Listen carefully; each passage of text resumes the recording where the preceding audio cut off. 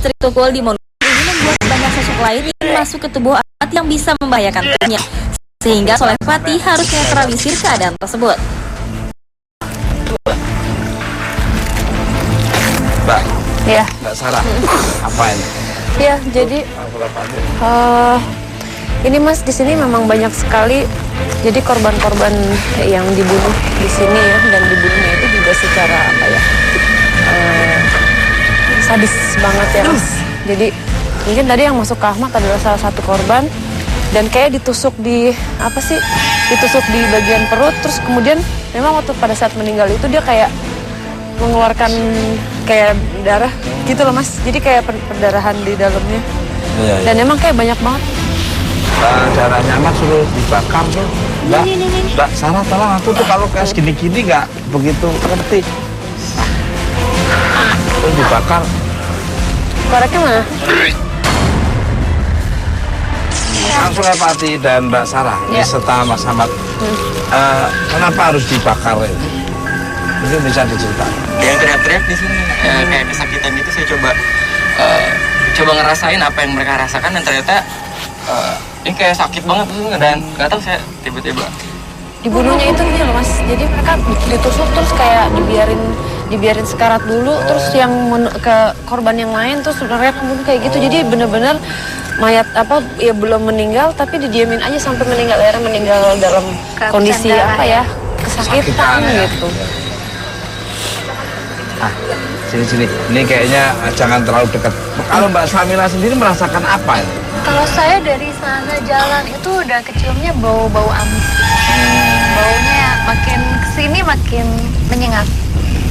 Memang hawanya sangat luar biasa tapi sekali. setelah darahnya terbakar tadi, sekarang udah nggak terlalu tercium amisnya, udah Iya. tadi amis banget Mas Tukul.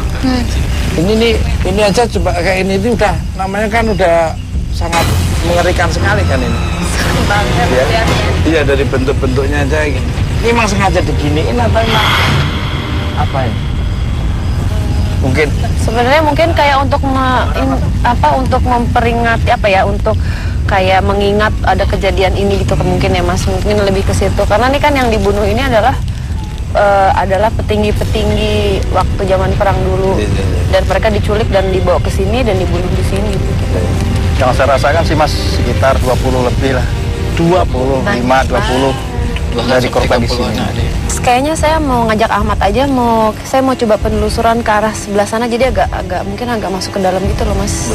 Jadi saya sama Ahmad aja kali ya Mas Tukul. karena yang sudah paham hal kayak gitulah ya. Soalnya temenin Mas Tukul. Ya, Dalam soalnya aja. di sini memang Mas, kalau saya lihat masih ada hubungan di situ, ada sesuatu di sana.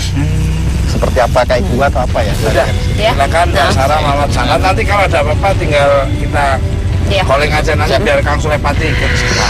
Silakan Mbak Sarah kalau mau menuju ke sana. Ya, Asek sana dulu. Udah, Hati-hati ya.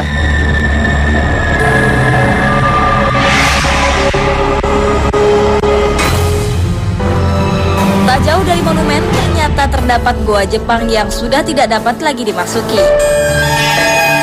Menurut para warga, goa ini dulu merupakan tambang tembaga Jepang. Selain itu, goa ini juga merupakan tempat penyimpanan dinamit. Kabarnya tak sedikit pula warga pribumi yang dibantai oleh Jepang pada masa itu.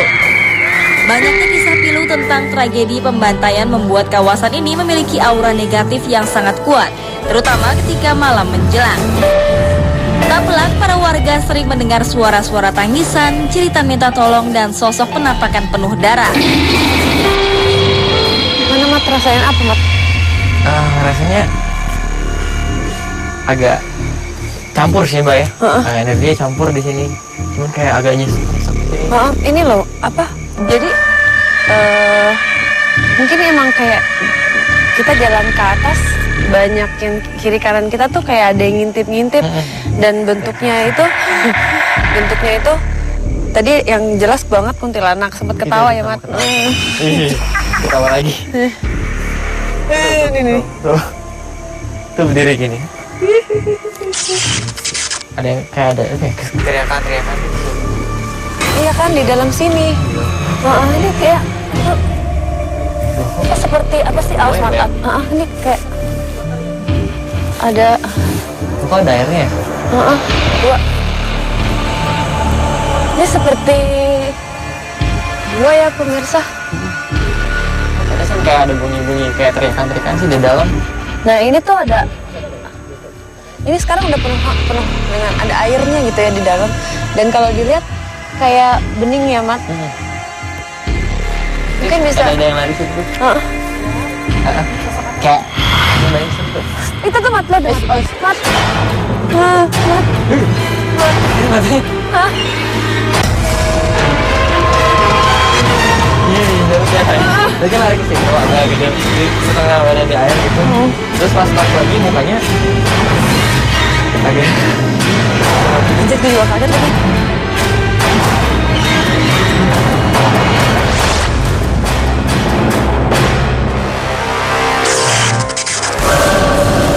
Seperti ini loh, jadi kalau ngelihat sekilas jadi kayak seperti ada kegiatan nih dulu nih. Ini ada jalan gitu masuk ke dalam, dan ini ada dalam ini ada berkegiatan, ada orang kayak lalu lalang gitu kayak membawa kotak-kotaknya tuh warnanya coklat, terus kayak ada tulisan. Nah itu tulisannya itu nggak jelas nih, pakaian tentara sih, tentaranya bajunya coklat, kayak baju pramuka kayak baju Jepang. Kayak baju Jepang, tulisannya tulisan Jepang bukan sih Mat? Oh iya, kayak tulisan kayak Jepang gitu, kayak kanji gitu ya. Jelas sih ini cewek sih. Ini ada cewek. Di selonggaran gitu. Meninggalnya kayaknya di dalam sini ya, Mbak? Mbak. Ya, dengar suara cewek. Di dalam sini ya, Mbak? Dalam sini ya, Mbak? Betul ya. Ya, coba mendekat. Bentar kan? Dekat nih.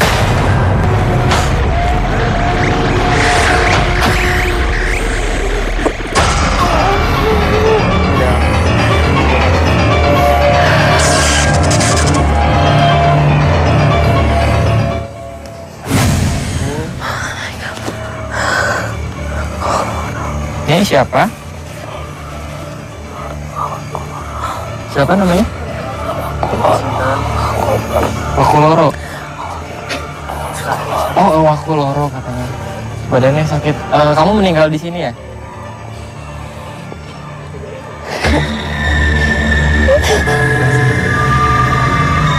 Namina sinten? Namina ini kayak kerah. Sakitan banget ini di sebelah sini. Dadanya kenapa?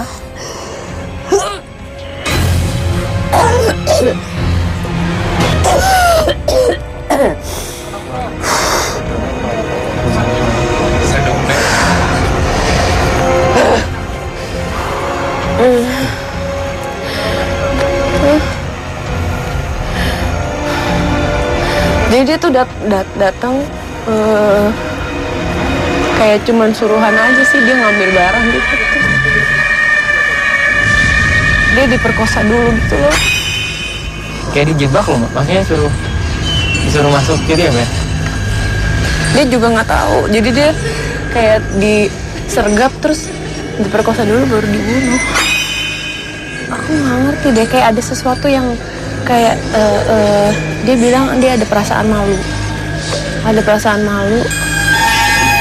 jadi nggak ada yang tahu dia kayaknya gini, dia meninggal itu dia hilang gitu, jadi aku nggak tahu nih, kayaknya keluarganya nggak tahu dia kemana. Jadi si tentara yang bertugas di sini mungkin dia kayak nutupin gitu, dia nggak mau apa ya, dia malu, mendingan nggak usah deh katanya. Kan tadi terdampar terus sih masih di sini.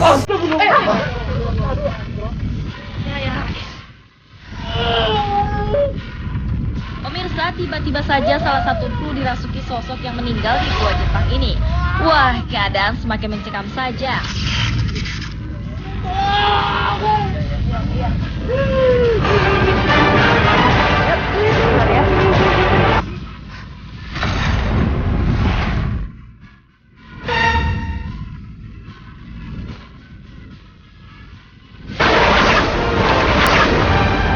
Jadi kebetulan di daerah ini, sekitaran ini dulu, sekitar 36 mayat ditanam di sini.